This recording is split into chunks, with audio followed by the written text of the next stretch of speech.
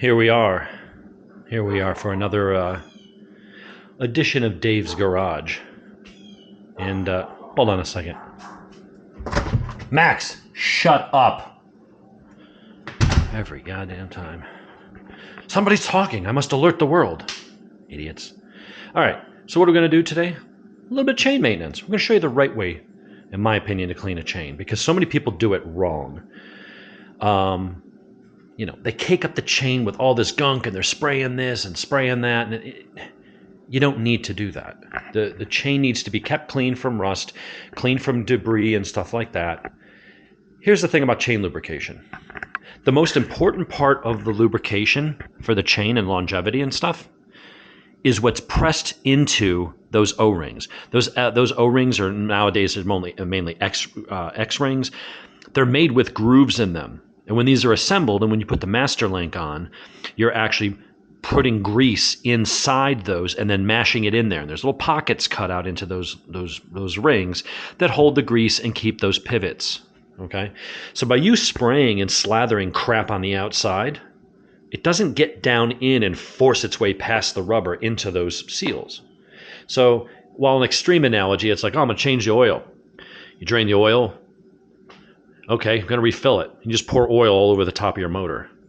It's like, oh, okay, maybe they'll keep something from rusting, but it's not really getting to the critical part, the inside of the motor. So pouring a bunch of crap on the outside just makes a mess. And it's like that a lot with your chain as well. So, and there's actually a downside to a lot of those chain lubes. So, a lot of them fling crap everywhere. And the ones that don't, because you say, well, mine doesn't fling anything anywhere. No, it leaves this gunky coating on the outside of the chain. And what does it do? It attracts dirt. Dirt then sticks to it. Road grit, sand, stuff like that.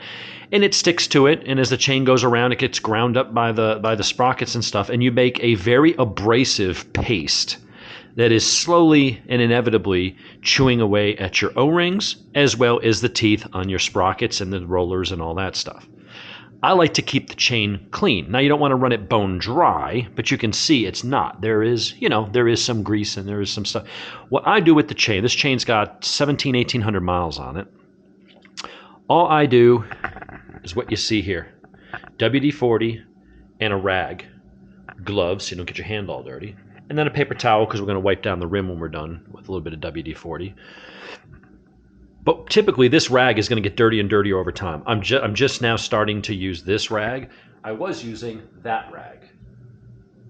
When they get about that dirty, they still work, but then you're kind of smearing stuff around and there's enough grease in that now that it'll leave like black, gunk and stuff like that. So what we want to do here is we just want to clean it, and I'm going to clean it with WD-40. You may have seen Fortnite or other the folks talking about, they've tested all the different chains, lubes and waxes and all that stuff, and a lot of them come back to WD-40 or kerosene. Well, that's what WD-40 is. WD-40 is aerosolized, kerosene with some other additives. It's water displacement, so it keeps the water and stuff. It leaves a thin film on there. You don't have to have tons of lubrication for the chain to work on the outside. So you just want to kind of clean it up. There is grease from the original, crease that was on the chain. Those teeth are all lubed. I don't clean the inside so much because I'll wipe it real quick. But basically, there is lubrication. Anyone who's taken off the damn cover, the front sprocket cover, has seen that there's tons of, grease up in there. So we just want to clean the chain. So every other ride, I come out here, put on a rubber glove, douse this in WD-40, and I just spin the wheel, get it on a wheel stand so I can spin the wheel, and I can go ahead and start cleaning the chain. That's all you have to do. Then when I'm done, I'll spray a little WD-40 on a paper towel, and then spin the wheel and just lightly brush and just clean, making sure to keep it away from the tire, but just clean some of the dirt and stuff that collects on the rim. That's it. Keep it shiny. It also helps keep dust. It makes it easier to clean when there's that very, very light film of WD-40. So again, you're not spraying the wheel or anything like that. We're not going to be crazy. That would be foolhardy. So here's what we're going to do. Get my little tripod set up. I think that's good. And here's what we're going to do. You're going to take your glove and just try to relax. I usually take this, fold it up, and over time this is going to collect oil, grease, more WD-40, and it's just going to get better and better. But the first thing I'm going to do is I'm going to saturate the area of this rag because it's largely dry. It's just got a little bit of stuff. Like, wow, that's a lot of WD-40. Yeah, because it's going to soak into this towel. All right, so we're going to let that soak in for a second. Take your clean hand, make sure you don't have anything on your hand because you're going to be touching the wheel here. Start spinning the wheel, rubbing the chain down. Again, being careful to keep it away from. What you want to do is get all the grease, any dirt, grit off of any of this. I'm trying to keep my chain from rusting. When you wash the bike, drive through a puddle, get stuck out in the rain. And that's another reason when I do change chains, I will go to a gold chain for that reason. That anodizing that they put on there will help keep that chain clean, keep it from rusting.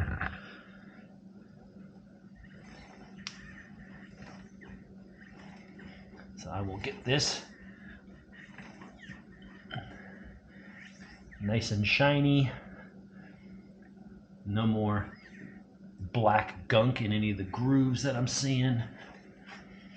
Being very careful, I'll go up here and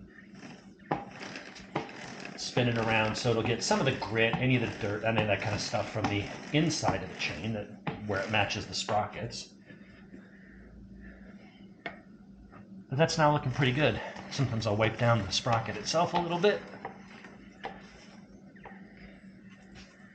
Keep it looking good. And that's all I do. I'm not going to spray anything on here. Over time, this towel is going to be just saturated with oil. Like if I spill a little bit of motor oil, I'll wipe it up with this.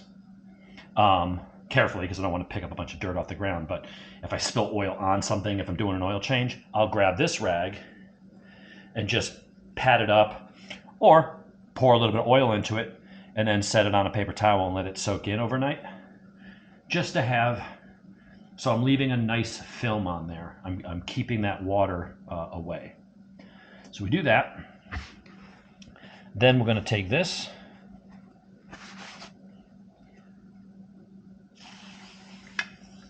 Not a lot. Spray it. You just want to use this to wipe the wheel down.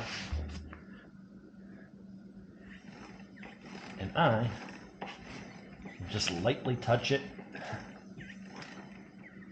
and take that grit off. I will carefully touch it in that groove. It may look from that angle like it's touching the tire. It's not. I'm watching it. Then go in between the spokes, around the air nozzle, and then we will switch to the other side.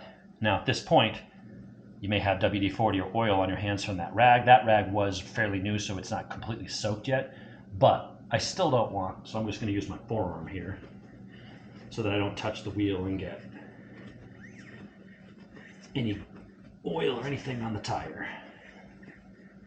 These tires are due to be replaced soon. I'll probably get one or two more rides out of them, and then I'll be down to the wear bars. And that is basically it. I'll then do the same here just to clean the wheel.